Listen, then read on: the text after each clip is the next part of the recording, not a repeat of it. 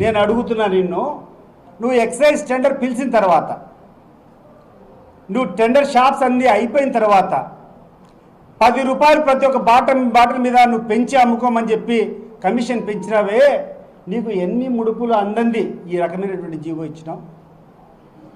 ఆ రోజు నువ్వు టెండర్లు పిలిచినప్పుడు ఇచ్చినటువంటి కండిషన్ ఎంఆర్పి ప్రైస్ పైన ఎంతో పర్సంటేజ్ ఇచ్చినావు. దానికి అదనంగా ఈరోజు ప్రతి బాటిల్ మీద 10 రూపాయలు కలెక్ట్ చేసుకుంటున్నావు. ఎందుకు కానీ దీన్ని కలెక్ట్ చేసుకుంటున్నావు? టెండర్లు ఇచ్చినటువంటి రోజు దాన్ని పాటించకుండా ఈరోజు అదనంగా ఇచ్చినావంటే దాదాపు దీనివల్ల 10,000 కోట్ల పైన నష్టం ఈ ప్రభుత్వానికి చెందుతూ ఉంది. ఎందుకు ఇచ్చావు చంద్రబాబు నాయుడు? నాకు ఇది చెప్పు. ఇది స్కామా కాదా? రెండవది, నువ్వు ఆ రోజు కూర్చొని ఏంటేంటో బ్రాండ్లు చదివినావు, ఇవన్నీ జే బ్రాండ్లు అన్నావు. We will come at with that list. ఆ లిస్ట్లో ఉన్నటువంటి మద్యము, ఆ డిస్టిలరీసు, ఆ బాటిల్స్ అంతా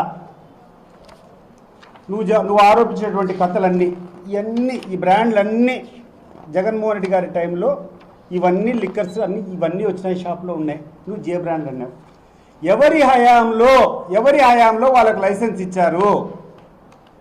ఎవరు ఆ యొక్క లిక్కర్ బ్రాండ్స్ కన్నిటికీ పర్మిషన్ ఎవరు ఇచ్చినారు? అది ఒకసారి నువ్వు చెప్పాలి చంద్రబాబు నాయుడు గారు. నువ్వు ఇచ్చిన లిక్కరు, నువ్వు ఇచ్చినటువంటి పర్మిషన్లు జే బ్రాండ్ అవుతాయా? వినేవాడు ఎర్రోడైతే నువ్వు చెప్తానే ఉంటావు, నువ్వు నీ ఇష్టం వచ్చినట్టు. నీకు తోడు మళ్ళీ 2 పేపర్లు, కొన్ని ఛానళ్ళు. ఏమి ఎక్కడికి పోతాడు? ఏమన్నా బుద్ధి ఉందనుకుంటాడవా? లేకుండా ఉంటే జనానికి బుద్ధి ఉందనుకుంటాడవా? లేకుంటే మాట్లాడే వాళ్ళు లేరనుకుంటాడవా? ఇంకొకటి కూర్చొని కొన్ని పత్రికల్లో కూర్చొని మద్యం దాగి చచ్చిపోతాంటారు. 2022లోనే దీంట్లో నాణ్యత లేదు, దీంట్లో కల్తీ మద్యం అని చెప్పి సర్టిఫికేట్ ఇచ్చానని చెప్పి ఒక పత్రికల్లో ఇటీవల వచ్చింది.